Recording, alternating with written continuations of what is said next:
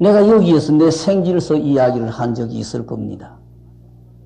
내 생질서가 어느 집안에 7남매의 넷째 아들입니다. 딸이 둘이고 아들 5인 집안에 넷째 아들이에요. 내 생질서가 결혼 전에 조금 뭐 해가지고 예금, 적금 해놓은 게 있었는데 결혼 후에 B형 간염에 걸려가지고 세브란스에서 4년을 입원을 하고 있었습니다.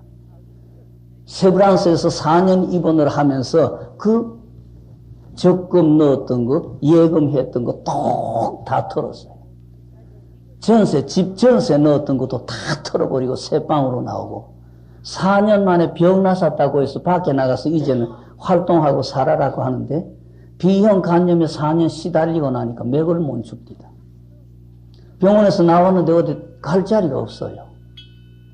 무엇이 있어야 집세도 주고 전기세도 주고 수도세도 주고 할 텐데 이게 대책이 없는 거예요. 내가 김천 변두리에 지금도 그 막집이 있습니다. 거기에서 살면서 여기에 와서 좀 쉬어라. 좀 몸을 회복을 하고 쉰다는 생각을 하고 여기에서 살아라.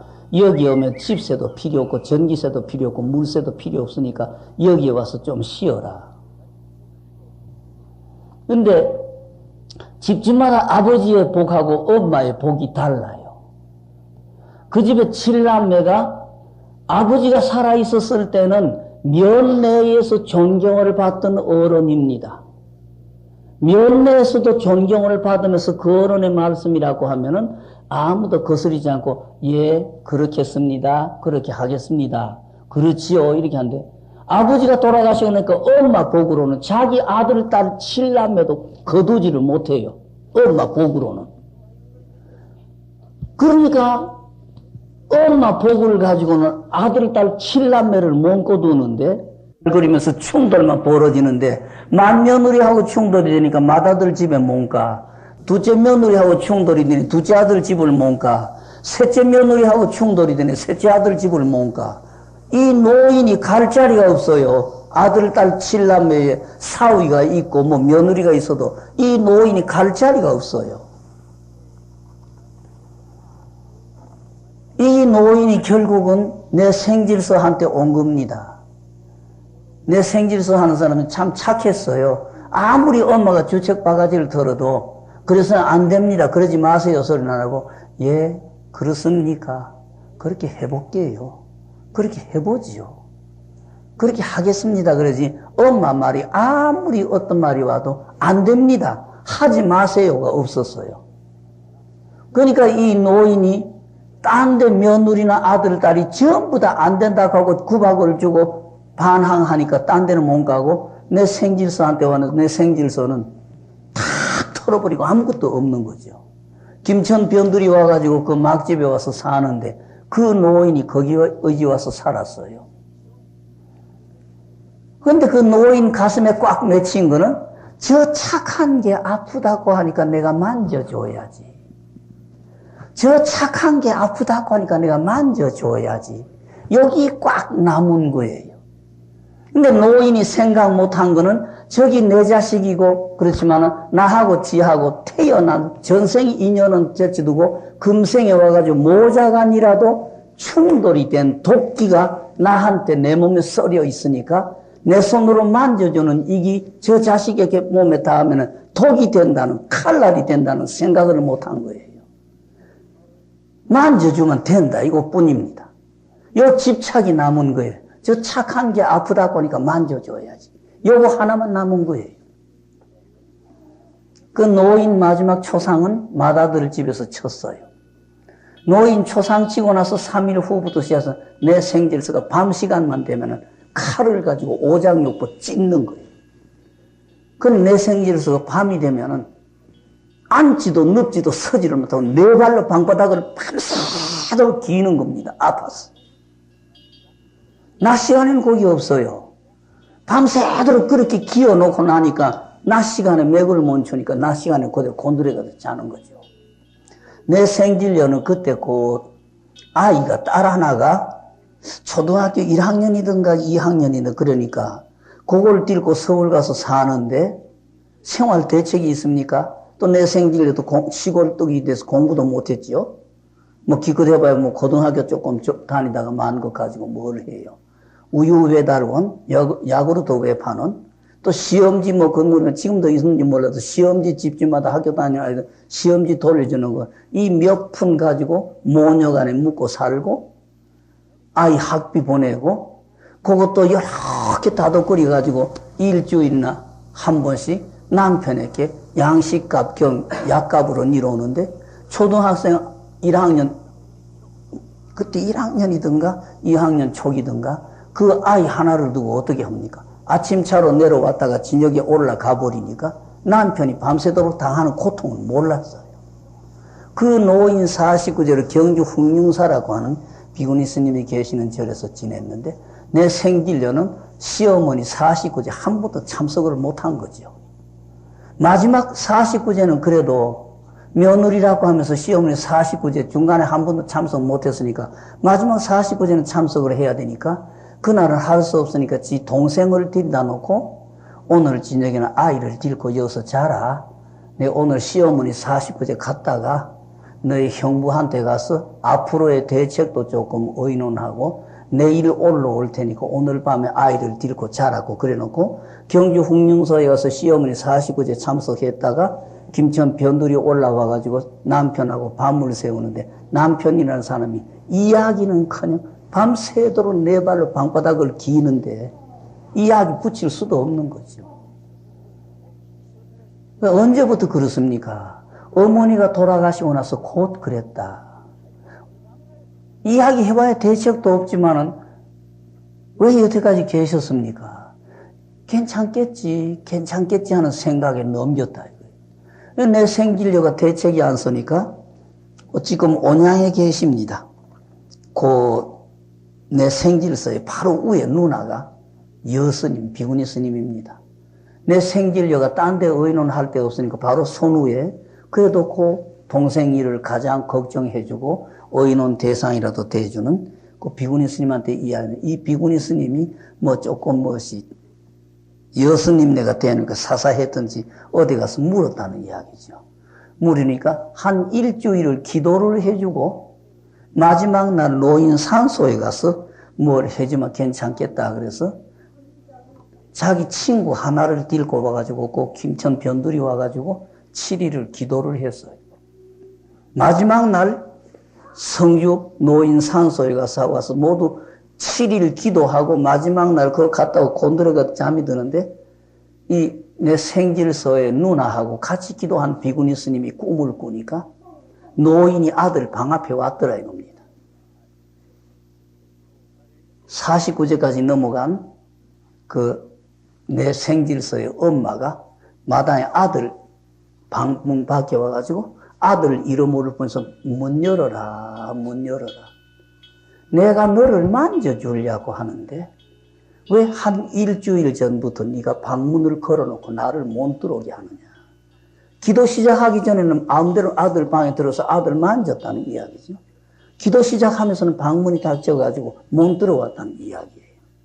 마당에서 아들 이름을 보면서 내가 너를 만져주려고 하는데 네가 왜 방문을 닫아놓고 나를 못 들어오게 하느냐.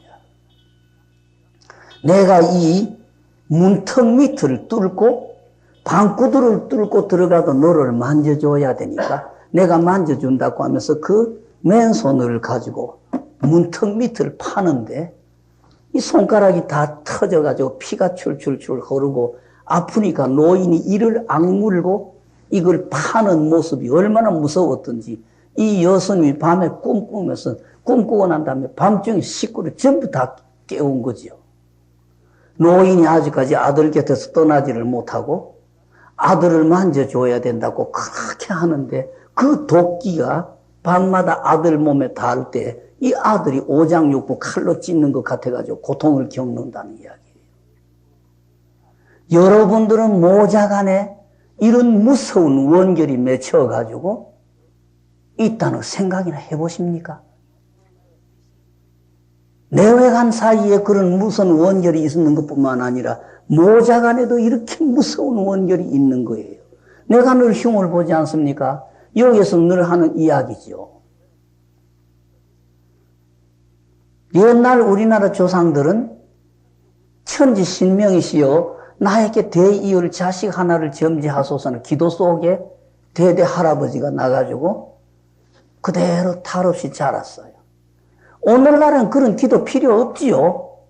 세월의 탓인지 음식 탓인지 영양 탓인지 약 탓인지 요새는 뭐 자식 뭐 내백안에 몸뚱어리만 맞으시면 새끼 생기지 않아요? 이 새끼요 들어온 뒤에 10달 동안에 고맙습니다. 나 같은 거 의지해 주셔서 고맙습니다. 자리가 불편하지만 잘 계시다가 밖에 나오시거든 당신의 원을 따라서 사회 이바지 하는 분이 되세요 하는 이런 축원 한 번이라도 해본 엄마가 누구냐고. 이런 축원은 한 번도 못 해보고 짜증, 신경질, 때로는 임신에 대한 회의, 후회, 극단적으로 가면 무서운 수술이나 해버린다는 이런 극단의 원결을 뱃속에 여는 자식하고도 이런 무서운 원결을 만들고 자식 낳았다고 해서 젖꼭지를 물리면서도 고맙습니다. 건강하게 자라나셔서 당신의 원을 따라서 사회에 이바지하는 분이 되세요 하는 축원 한 번이나 해보셨습니까? 내 새끼라고 젖꼭지를 물려놓고도 짜증, 신경질, 때로는 미움, 조금 자라나면서 말 안 들으면 괘씸하다는 이런 무서운 원결을 하는 이 충격이 모자간에도 이 무서운 원결이 쌓이는 거예요. 부모 자식 사이에도 이 무서운 충격이 쌓이고 집집마다 내 몸에서 터지는 내 마음에서 만드는 도끼, 내 혓바닥으로 만드는 도끼, 내 행동으로 만드는 도끼가 내 도끼 혼자입니까? 남편의 도끼, 자식의 도끼, 딸의 도끼가 집집마다 썰여 있는데 이 집안에 무슨 복이, 무슨 행운이, 무슨 일이 이루어진다고 생각합니까? 이거 없애는 방법은 딴 방법 없습니다. 나의 지극한 참회, 나의 지극한 참회만이 이걸 없앨 수가 있고 부처님의 가피력이라고 해야 될까? 여러분들이 더 잘 아시지 않습니까? 소 기르고 돼지 키우는 분들이 부처님의 경 읽어주고 연불 해주고 아름다운 음악을 들려주면 그 짐승들이 성질이 변한다고 하고 그 짐승들은 다른 짐승보다 고기 맛이 낫다고 하지 않습니까? 채소를 가꾸는 분이 고추를 가꾸는 분이 부처님의 경을 읽어주고 음악을 들려주면 그 채소가 그렇게 맛있고 싱싱하게 자라나고 그 꽃의 향기가 다르다고 하지 않습니까? 우리는 인간이라고 하면서 부처님의 집안에 오면서 욕심하고 기대만 붙였지 은혜의 고마움도 생각을 못하고 대우주의 원리원칙도 모르고 막 살지 않습니까? 짐승들보다도 못하다는 이야기죠. 채소나 꽃들보다도 못하다는 이야기가 됩니다. 인간은 남의 고마움을 생각할 줄 알아야죠. 엄마가 자식을 뱃속에 이어놓고 하는 칼질이 얼마나 무서운지 남의 흉을 보기도 죄송합니다. 울산에 있을 때에 나한테 다닌 엄마가 하나 있습니다. 결혼하면서 나 이 집에서 못 살아. 이런 집에서 내 못 살아. 그 시어머니가 막 조금 어떤 모르겠어. 시어머니를 내가 안 만나봤기 때문에 모르겠어요. 도저히 자기 친정에서 자라나던 환경처럼 집안의 분위기가 서로 용서를 하고 이해하는 게 아니라 마구잡이로 쏟아붓는 소리, 독한 소리에 나 이 집에서 못 살아. 나 이혼하고 갈 거야.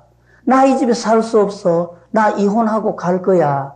나 이 집에서 못 살아. 이혼하고 갈 거야. 이것만 자꾸 생각한 거죠. 그런데 뱃속에 무엇이 들어왔다는 이야기예요. 나 이 아이 안 놓을 거야. 수술을 해버리고 나 이혼해버리고 가. 나 이런 집안에서 못 살아. 나 이런 집안에서 못 살아. 수술을 해버리고 갈 거야. 이 엄마의 무서운 축원이 뱃속에 있는 아이를 망친다는 이야기죠. 여러분들은 생각하셔야 됩니다. 아이 하나가 뱃속에 들어갈 때 아버지, 엄마 몸뚱어리만 가지고는 안 됩니다.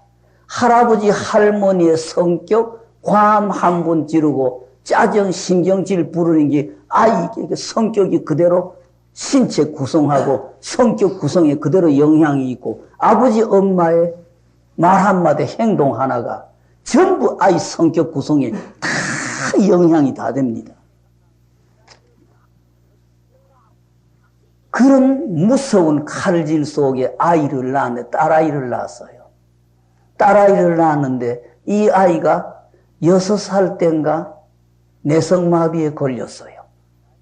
나한테 그 엄마가 아이를 안고 와가지고 울어 살 때가 아이 나이가 14살이라고 그러는데 그 14살이라는 아이가 신체적인 발육이 17살 숙성한 아이 같으면 5살, 6살 정도의 신체밖에 안 돼요. 14살이라는 딸아이가. 대소변을 가리지를 못하고 말을 못합니다. 이 아이를 안고 와서 울어 샀습니다. 뭐 해결책이 납니까? 엄마가 잘 못했다고 참회하는 길밖에 없다. 그러니까 아침 저녁으로 아이를 자꾸 포옹을 해주는데 절대 엄마 가슴이 두근거릴 때는 절대 아이하고 포옹을 하지 말아라. 엄마 가슴이 조용할 때 아침 저녁으로 아이를 안아주면서 아이에게 가슴으로 대화를 하되 엄마가 잘 못했다. 너에게 참회한다. 미안하다. 건강하게 자라나서 네 원 따라서 사회에 이바지하는 사람이 되라는 축원해 주면서 죽으라고 참회하는 길밖에 없지 어떻게 합니까? 아버지에게도 집에 와가지고 짜증 신경질 부리지 말고 이 아이한테 와가지고 절대 기분 나쁜 소리 감정 가시도친 소리 하지 말고 100걸음을 양보해라.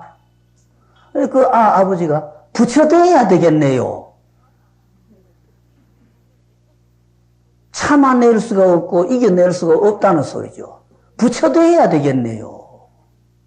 할 수 없습니다.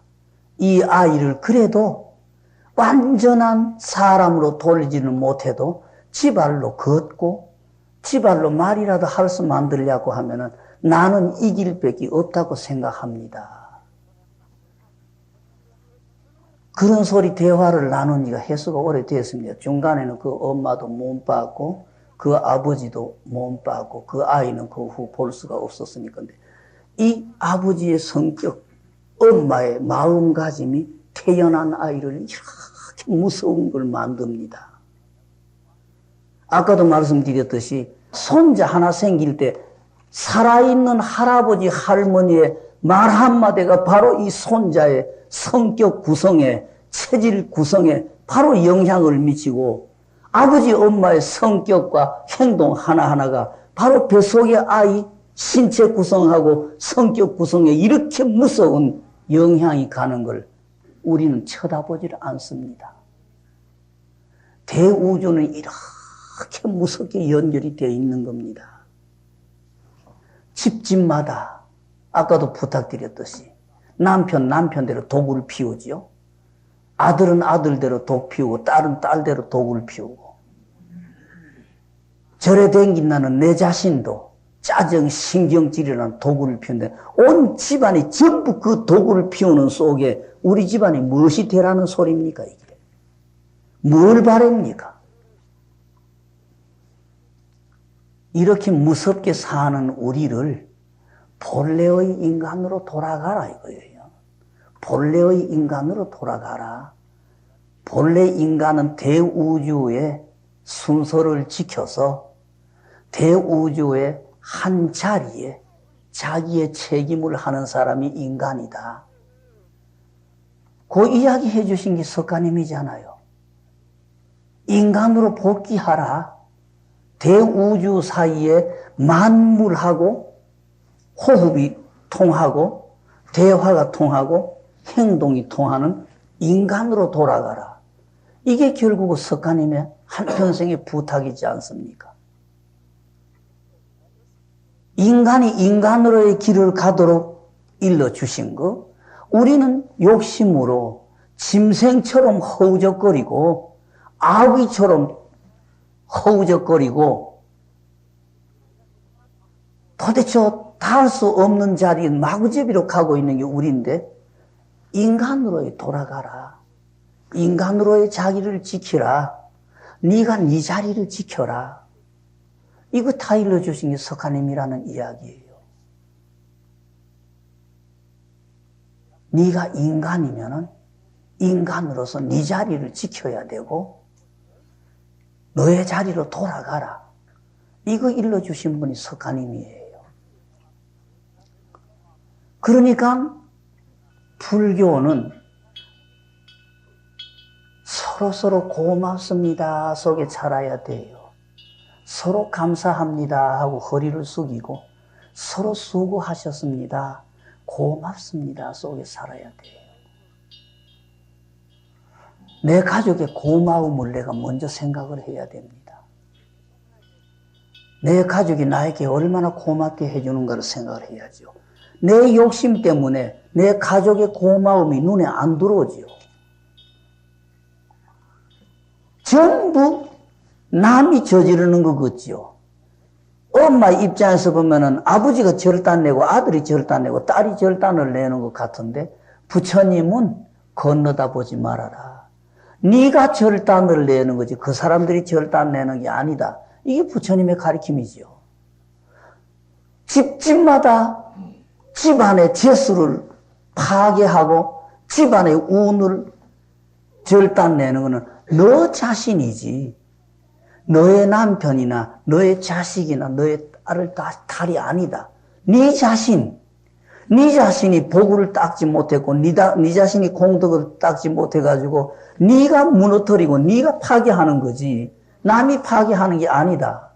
네가 모든 걸 저지른다는 걸 반성해라. 알아야 된다. 이게 석가님의 가르침이지 않습니까? 우리는 절에 다니면서 나를 뒤돌아볼 줄 모릅니다. 자꾸 건너다 보면서 탈은 전부 저쪽 동네에서 탈을 만들었지 내가 잘못을 저질렀다는 생각을 못합니다. 석가부처님은 너를 뒤돌아봐라. 너를 단속할 때에 모든 것은 거기에서 다 이루어진다. 이게 석가부처님의 부탁이에요. 그래서 내가 한 40년 전부터 부모에게 자식들은 부모에게 절하고 부모는 자식들에게 절하고 남편은 아내에게 절을 하고 아내는 남편에게 절을 해라. 이걸 가리키는데 여기 와가지고는 1시간도 절을 하고 1000배씩 2000배씩 하는 사람이 내 가족이라는 부처님 앞에는 무릎이 안 굽혀져요. 내가 그렇게 고약한 겁니다. 내가 왜?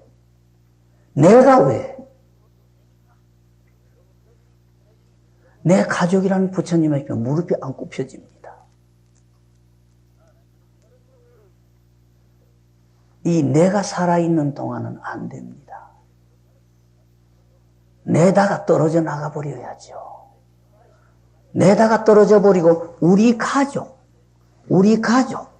여기에 내가 돼야죠. 이건 내 개인적인 내가 살아서는 안 됩니다. 우리 가족이라는 우리 집이라는 내가 살아야 돼요.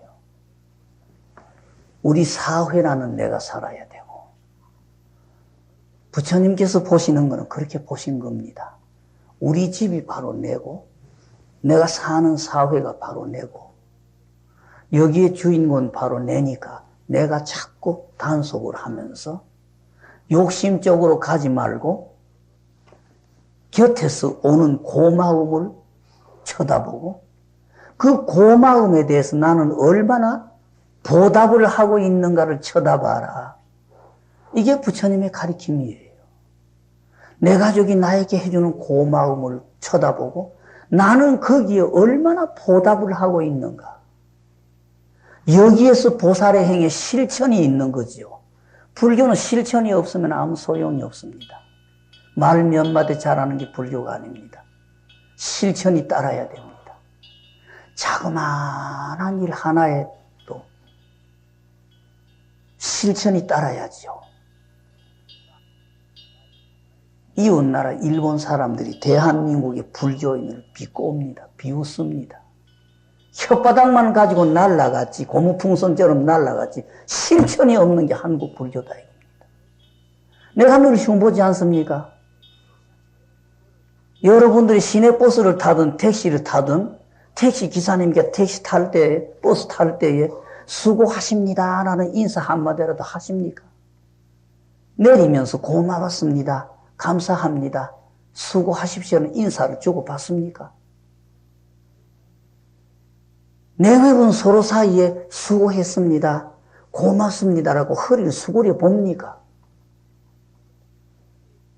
이거 하나 실천이 안 되는 게 한국인들입니다. 친절.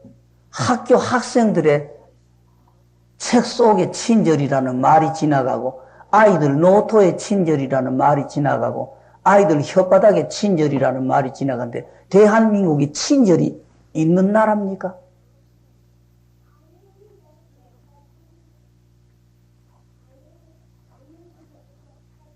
나 때문에 아무것도 안 됩니다. 내 때문에. 내다. 내 때문에 아무것도 안 됩니다. 남을 건너다 봐서는 안 됩니다. 나를 단속할 때가 넘은 겁니다. 나를 단속해야 됩니다.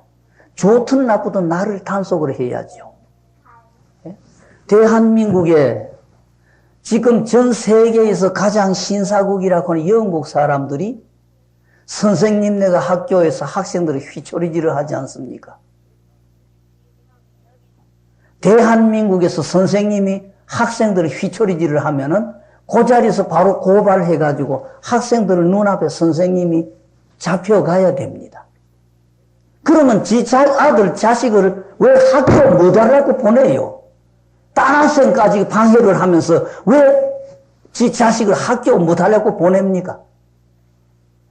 남 공부하는 것까지 방해를 하고 학교 수업 자체도 방해를 하는 지 자식을 왜 자기가 붙들고 교육시키지 그 자식을 왜 학교에 보내요?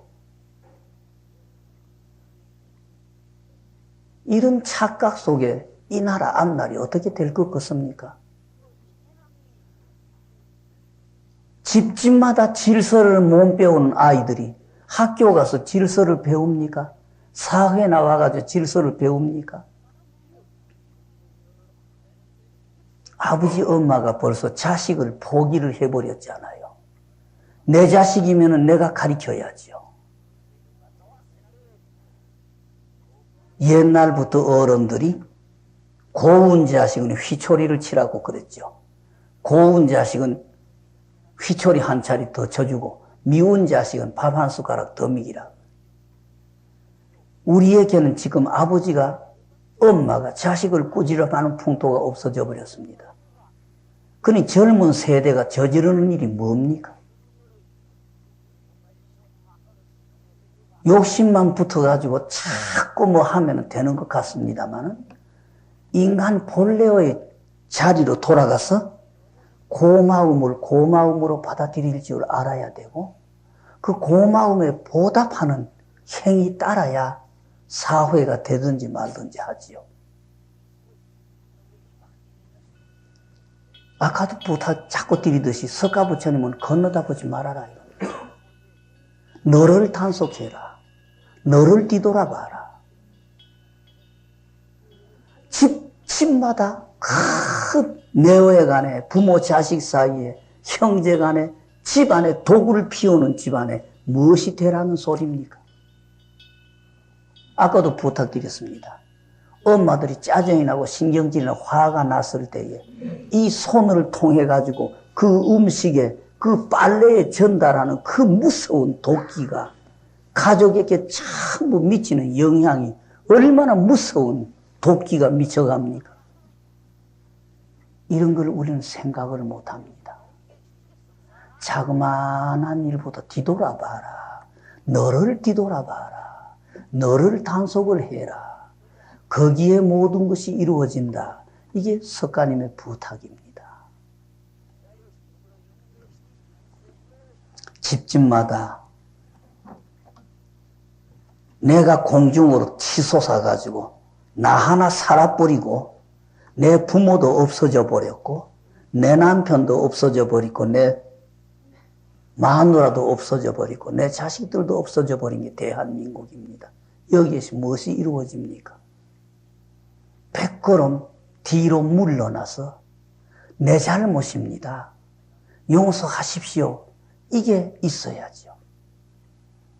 언젠가 이 자리에서 내가 부탁드렸어요. 지금 부산에 택시기사님 한 분이 계시는데 뭐 한 달에도 2번씩 3번씩 당신 생각나면은 근무 시간이건 무엇을 알 곳이 택시 타고 우리 집으로 옵니다.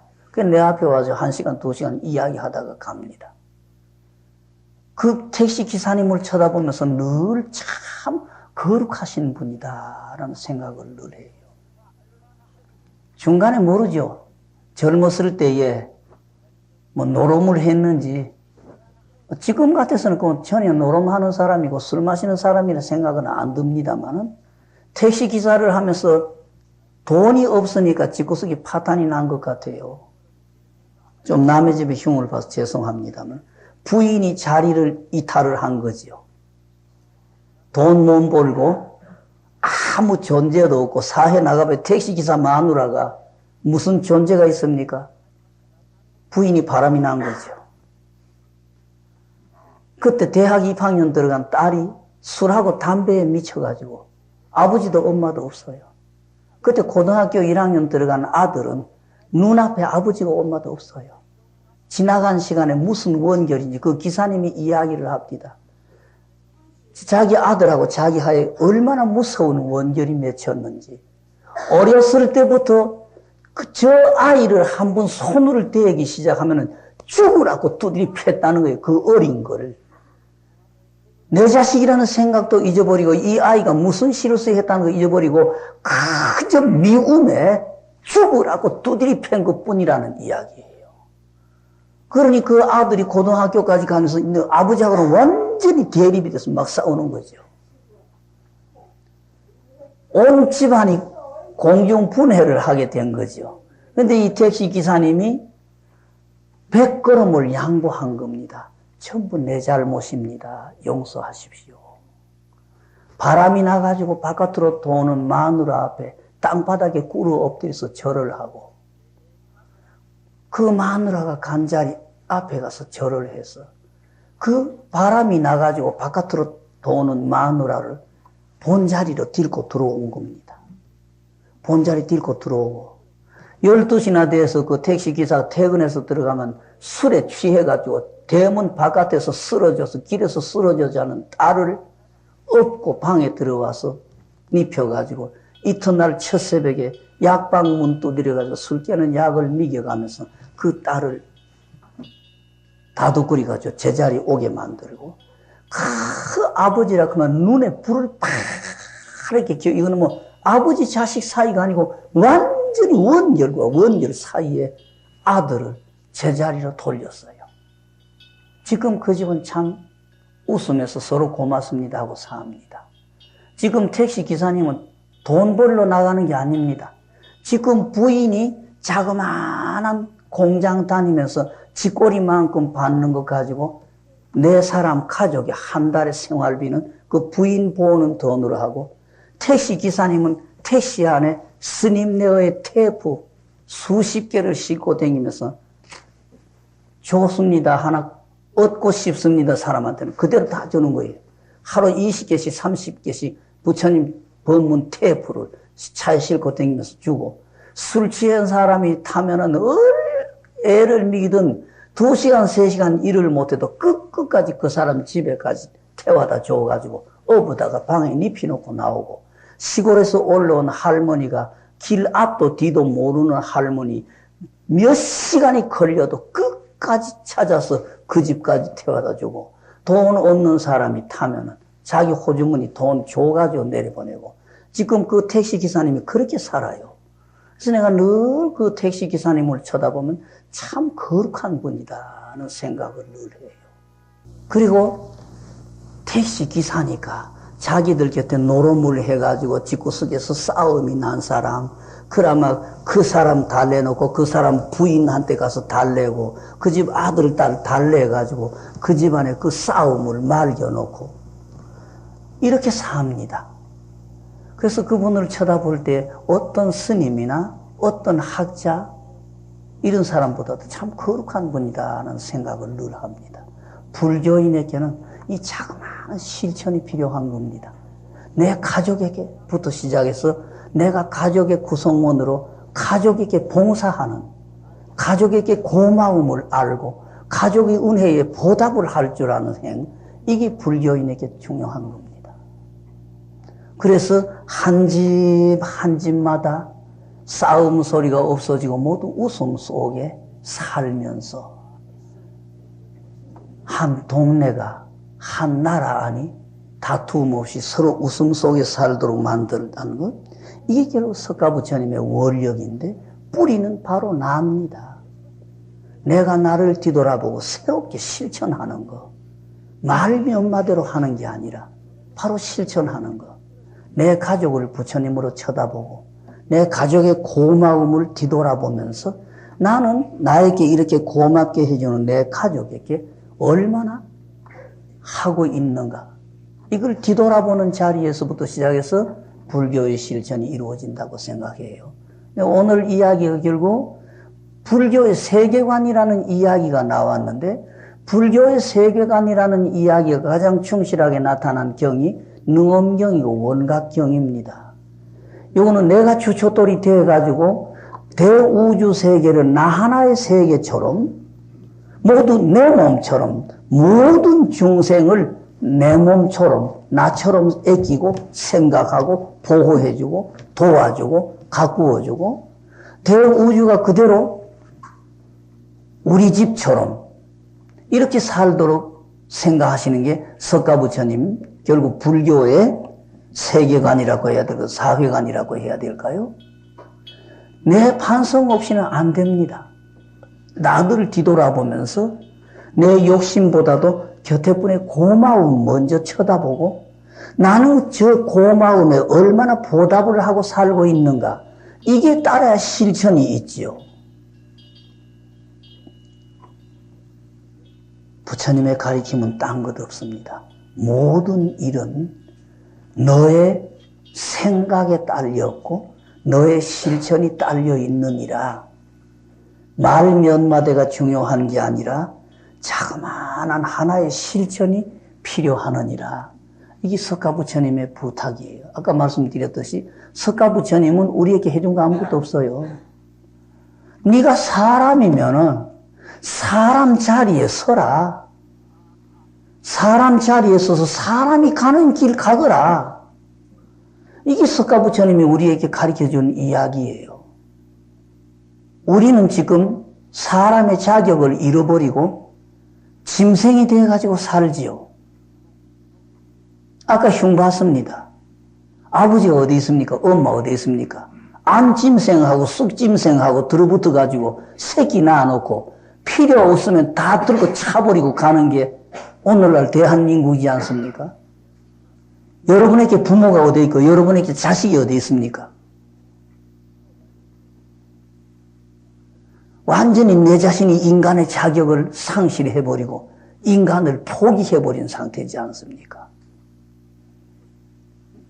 뼈저린 반성이 있어야 되고 내가 백걸음 후퇴해서 곁에 분들의 고마움을 생각하고 이 고마움에 나는 얼마나 보답하고 있는가, 이게 결국 우리의 가슴에 자리가 잡혀야 될 거예요.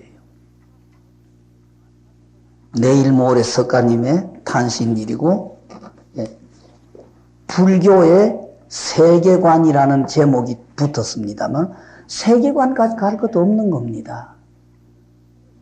내 하나를 돌보지 못하고 우리 집안 하나를 살필 줄 모르는 우리가 세계 쳐다봐서 세계관이니 무슨 소용입니까? 내 자신의 인생관이 안 섰고 내 개인의 가정의 생활관이 정립이 안 된 우리에게 석가님 또는 불교의 세계관이 무슨 소용입니까? 뼈저린 반성으로 나 자신을 뒤돌아보고 나의 인생관, 나의 가정관, 이게 새로이 정립이 될 때에 거기에 불교의 세계관이 살게 되죠. 지금처럼 이래 가지고는 안 된다고 생각이 됩니다. 그러시고 아까도 부탁드렸습니다. 무조건 무릎을 꿇고 절하십시오. 내가 40년 전부터 부탁하는 게 부모는 자식에게 절하고 자식은 부모에게 절하고 아내는 남편에게 절하고 남편은 아내에게 절을 해라. 내 가족이라는 부처님에게 절을 해라를 40년 전부터 부탁을 하고 있는데 나 때문에 그게 안 돼요. 나 때문에 그게 안 돼요. 내다 때문에 그게 안 돼. 내 가족 앞에 무릎이 안 굽혀져. 내가 왜 저것들한테? 내가 왜 저것들한테? 이게 모든 잘못입니다. 내다가 떨어져야죠. 모두를 부처님으로 쳐다봐야 되는데 내가 붙어가지고 내 남편, 내 마누라, 내 자식 때문에 무릎이 안 굽혀져요. 여러분들은 불교인이 돼서 거꾸로 살아요. 이 자리에 와가지고는 짜증, 신경질, 과음을 안 지릅니다. 여러분의 가정에 여러분의 가족이라는 부처님 앞에 꽉 지르고 신경질 내고 짜증 내는데 거꾸로 가는 겁니다. 차라리 여기 와서는 미친 짓거리 해도 괜찮은데 우리 집이라는 법당에 내 가족이라는 부처님 앞에 과음 지르지 말고 소리 지르지 말고 짜증 신경질 부리지 마십시오. 자그마한 고마움에도 손을 모으는 사람이 되십시오. 자그마한 고마움, 밥 한 그릇 고마움, 내 안 사람이 나한테 해주는 고마움, 내 아들 내 딸이 나한테 해주는 고마움에 합장을 하는 그런 자세로 돌아가야 불교인이 됩니다. 반성이 필요하지요. 내 때문에 그게 안 됩니다. 내다가 들어서 안 됩니다. 오늘 4월 8일을 앞두고 다시 한번 부탁드립니다. 나를 뒤돌아보자고. 모두가 내다 하는 나를 뒤돌아보자. 석가님의 가리킴은 건너다 보라는 게 아니고 나를 뒤돌아봐라. 내가 곁에 사람의 고마움, 내 가족이라는 부처님이 나에게 얼마나 고맙게 해주는가를 뒤돌아보면서 나는 거기에 얼마나 보답을 하고 있는가. 이게 살아야 가족이 유지된다, 집이 유지된다고. 그 사람의 고마움을 쳐다보고 나는 저 고마움에 얼마나 보답을 하고 있는가. 이게 있어야 집안이 유지되고 내외분이 유지되고 부모 자식이 유지된다. 부탁드립니다. 이야기가 앞뒤 없이 많이 갔습니다마는 무릎을 꿇고 절을 하는데 아까 부산의 괴정동의 그 며느리처럼 우리가 이유 없이 무릎을 꿇을 때에 그와 같은 공덕과 기적이 우리 곁에 오게 되어 있습니다. 우리의 마음가짐 하나 때문에 뱃속에 든 아이가 뱃속에부터 골병이 들어가지고 밖에 나와가지고 내성마비에 걸려서 온 집안을 거꾸로 무너뜨리는 그것도 결국 내가 만드는 겁니다. 남이 만드는 게 아닙니다. 이 대우주 세계는 내 마음가짐 하나, 내 혓바닥 하나, 내 실천 하나에 그와 같은 무서운 벌도 떨어지고 그와 같은 기적 같은 공덕도 떨어지게 되어 있는 겁니다. 이게 모두 나에게 달렸습니다. 남에게 달린 거 아닙니다. 내 마누라에게, 내 자식에게 달린 게 아니고 나에게 달려 있는 거예요. 집집마다 복을, 운을, 지혜를 살리는 거 나에게 달려 있고 우리 집을 파괴하고 우리 가족을 뿔뿔이 흩어져 버리는 거 나에게 달려 있는 겁니다. 남에게 달려 있는 게 아닙니다. 다시 한번 뒤돌이켜서 나는 내 곁에 분들에게 고마움에 얼마나 보답을 하고 있는가 뒤돌아보시고 자그마한 고마움이라도 고맙습니다, 감사합니다 해서 합장하는 그 자세로 뒤돌아가시면은 부처님의 가르침에 어김이 없다고 생각됩니다. 처음에 부탁드렸듯이 불교인들은 여시아문, 나는 이렇게 들었다. 이게 그렇게 소중하다는 이야기입니다. 집집마다 우리 집안의 전통이 결국 우리 아버지 엄마의 말씀이 결국 여시아문이 되어야 되는데 여기에 여시아문이 안 될 때에 다 파괴가 되는 겁니다. 다시 한번 불교 경전 첫 구절에 여시아문이라는 말은 어떤 말인가를 뒤돌아봐 주시고 나는 여기 여시아문을 알고 있는가? 그러면 여시아문을 실천하고 있는가? 한번 뒤돌아봐 주십시오. 오늘의 이야기 여기서 마무리하겠습니다.